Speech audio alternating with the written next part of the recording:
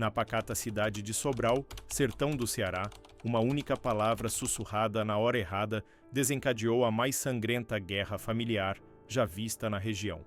Em apenas 4 décadas, 2 sobrenomes que dominavam a pecuária local foram completamente exterminados do mapa, deixando apenas lápides silenciosas como testemunhas de uma tragédia que começou com uma mentira sobre gado roubado. Esta é a história real de como uma fofoca inventada por pura inveja transformou prósperos fazendeiros em fantasmas, provando que uma única palavra mal intencionada pode literalmente apagar gerações inteiras da face da terra. Se você pensa que roubo de gado é coisa simples no sertão, prepare-se para descobrir como uma acusação falsa pode se transformar em sentença de morte para famílias inteiras. Dê like se você já foi vítima de calúnias maldosas e compartilhe se conhece histórias de famílias destruídas por mentiras cruéis. A tragédia começou em 1961, quando Joaquim Batista, de 52 anos, era o maior criador de gado zebu da região de Sobral. Dono de 3 fazendas que se estendiam por mais de 5.000 hectares, Joaquim havia construído um império pecuário que alimentava metade do Ceará. Casado com Dona Francisca, uma mulher de coração generoso conhecida por suas obras de caridade, Joaquim tinha 4 filhos homens e 3 filhas, todos educados e respeitados pela comunidade. A família Batista era sinônimo de honestidade, trabalho duro e prosperidade conquistada com suor. Joaquim empregava mais de 200 vaqueiros e suas fazendas eram modelo de organização e produtividade. Todos os sábados, ele abria as porteiras para os pobres da região levarem leite gratuito para casa e nunca negou ajuda a quem precisava. Mas a inveja tem olhos que enxergam o que não existe e foi assim que nasceu o veneno que destruiria tudo. Benedita Carneiro, de 48 anos, era conhecida em Sobral por 2 coisas: sua habilidade com costuras e sua língua afiada como navalha. Mulher amargurada que havia perdido o marido jovem e visto suas próprias terras serem vendidas para pagar dívidas, Benedita nutria um ódio silencioso por qualquer família próspera da região. A prosperidade dos Batista era como sal em ferida aberta para Benedita, que via no sucesso alheio o espelho cruel de seus próprios fracassos. Ela passava os dias costurando e tramando, sempre de olho nas movimentações das famílias ricas, esperando qualquer oportunidade para plantar discórdia. Do outro lado da cidade vivia Coronel Severino Alves, de 55 anos, segundo o maior fazendeiro da região e único rival comercial dos Batista.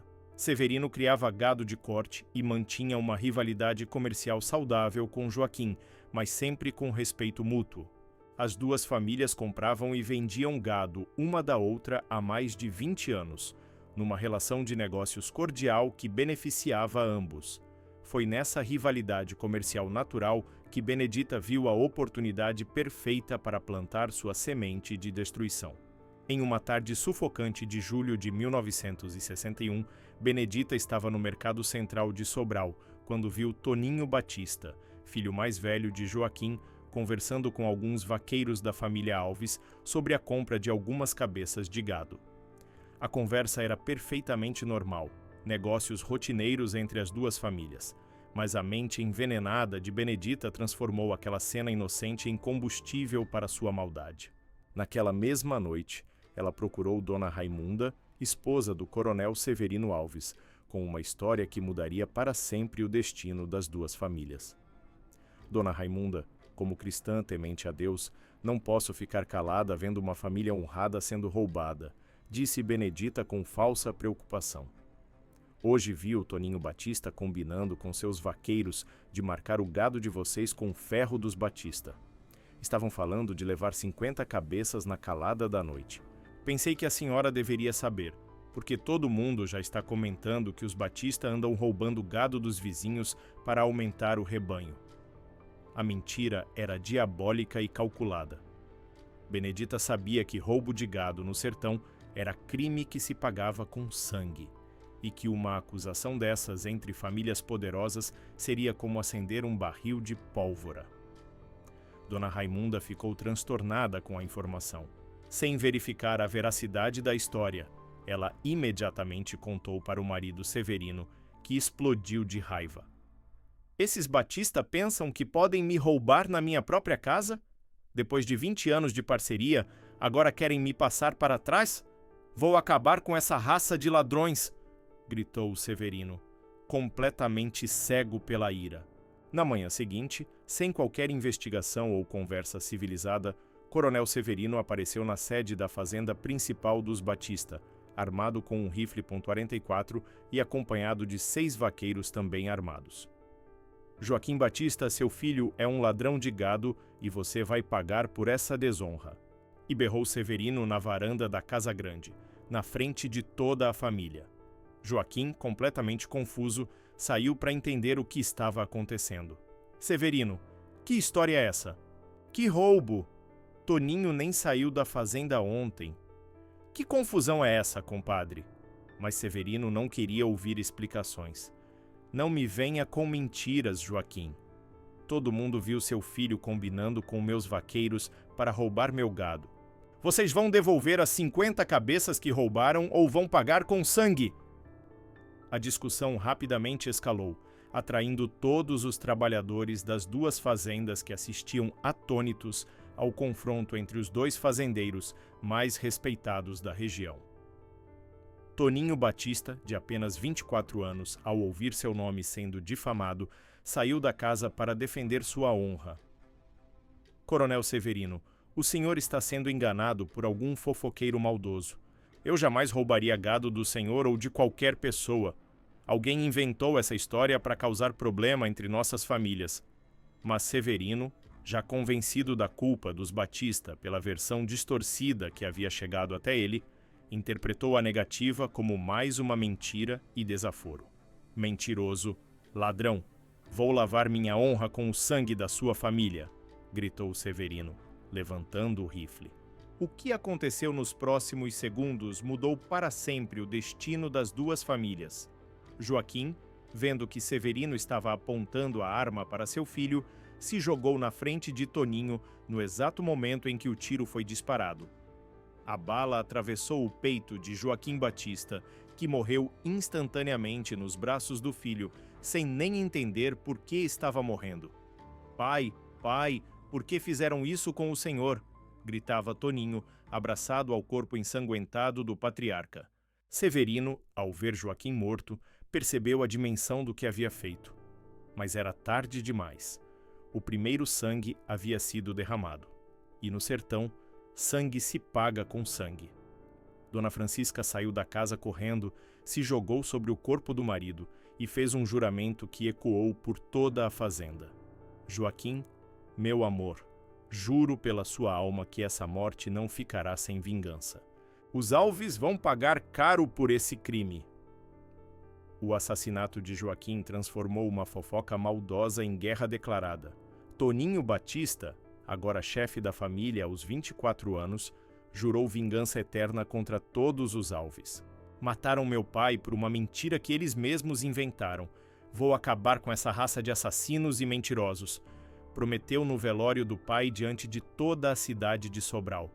Severino foi preso e condenado a 20 anos de prisão por homicídio. Mas para a família Batista, a prisão não era suficiente. Eles queriam sangue por sangue, vida por vida. A primeira vingança veio 8 meses depois. Roberto Alves, filho mais velho de Severino, foi emboscado na estrada que levava ao açude da fazenda. 3 tiros de Winchester o mataram instantaneamente. Não havia provas de quem foram os assassinos, mas todos sabiam que era obra da família Batista. Dona Raimunda, viúva e agora mãe enlutada, tentou buscar a paz através da intervenção do padre local. Toninho, já perdemos um pai e um filho cada família. Vamos parar por aqui antes que mais sangue seja derramado, suplicou ao jovem fazendeiro. Mas Toninho estava obcecado pela vingança. Isso só termina quando o último Alves estiver debaixo da terra, respondeu friamente. A guerra entrou em uma nova fase quando os filhos mais novos das duas famílias cresceram ouvindo histórias de ódio e sede de vingança. Severino Filho, caçula dos Alves, tinha apenas 10 anos quando o pai foi preso, mas cresceu, com a mente envenenada pelo desejo de vingar a família.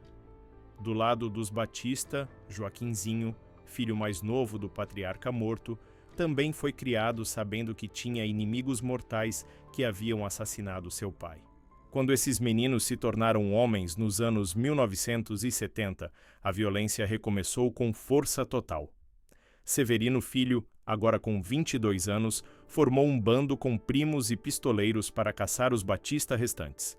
Em 1972, eles atacaram a casa da família durante a madrugada, matando Joaquinzinho Batista e ferindo gravemente outros 2 irmãos.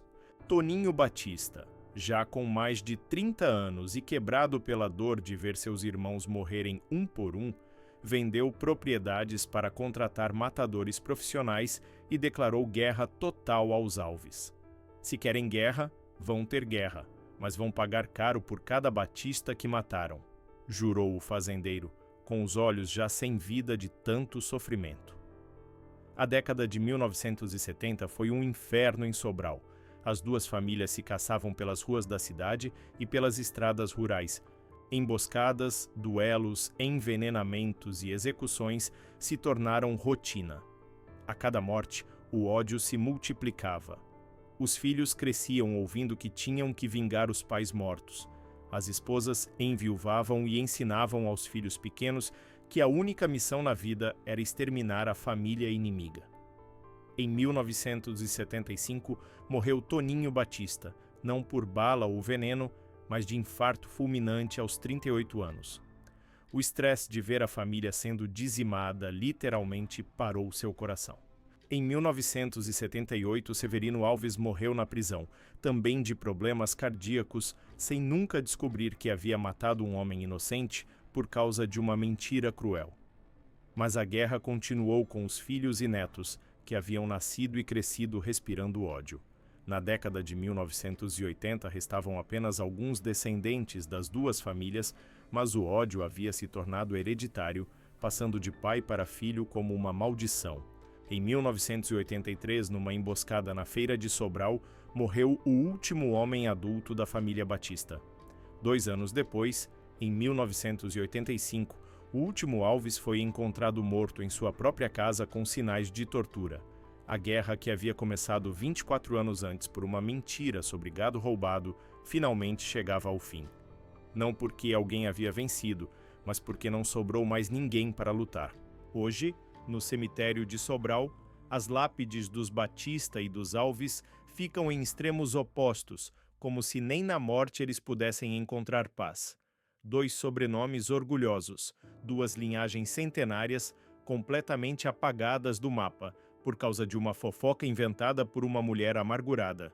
Benedita Carneiro, a responsável por tudo, morreu de morte natural em 1979, levando para o túmulo o segredo de sua mentira maldosa. Nunca confessou, nunca se arrependeu, nunca soube que sua inveja havia exterminado completamente 2 das famílias mais prósperas do sertão cearense. As fazendas dos Batista e dos Alves foram vendidas, divididas e hoje pertencem a outras famílias. O gado que supostamente havia sido roubado nunca existiu. Era tudo mentira, tudo invenção de uma mente doentia que queria ver o mundo queimar junto com sua frustração. A história das famílias Batista e Alves nos ensina que palavras podem ser mais destrutivas que balas. Uma única mentira, sussurrada no ouvido errado, foi capaz de exterminar completamente 2 famílias prósperas e trabalhadoras. 3 gerações pagaram com sangue por uma fofoca que nunca deveria ter saído da boca envenenada de uma mulher frustrada com a própria vida. No sertão, onde a palavra vale mais que contrato e a honra vale mais que a vida, uma acusação falsa pode se transformar em sentença de morte. Se você gostou dessa história real que mostra o poder destrutivo das fofocas e calúnias, deixe seu like, compartilhe com seus amigos e comente. Você já foi vítima de alguma mentira maldosa que quase destruiu sua vida? Nos vemos no próximo vídeo com mais uma história que vai te deixar sem palavras sobre os perigos das palavras mal intencionadas.